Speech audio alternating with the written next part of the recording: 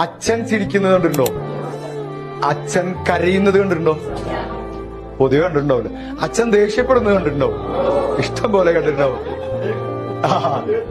ഞാൻ ചോദിക്കട്ടെ, അച്ഛൻ ഉരുകുന്നത് കണ്ടിട്ടുണ്ടോ? അതൊന്ന് കാണണം. അച്ഛൻ ജോലി ചെയ്യുന്ന സ്ഥലത്തേക്ക് പോയിട്ട് അച്ഛൻ കാണാതെ അച്ഛനൊന്ന് നോക്കി നിന്നാൽ മതി, അയാളിങ്ങനെ ഉരുകുന്നത് കാണാം. ഒരു ബിസിനസ്സുകാരന് ഉരുകും. മാസാവസാനം ആവുമ്പോ ലാഭവും നോക്കിയിട്ട് ശമ്പളം കൊടുക്കണമൊക്കെ ആലോചിച്ചിട്ട് പൈസ നോക്കിയിട്ട് അയാൾ ഉരുകുന്നത് കാണാം.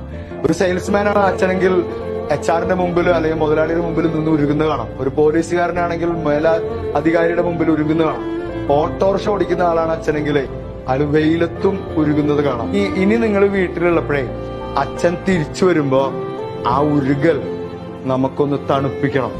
TV ഓഫ് ആവണം, മൊബൈല് സ്ക്രീൻ ഓഫ് ചെയ്ത് വെക്കണം, പഠിക്കുന്നതും കൂട്ടി വെക്കണം.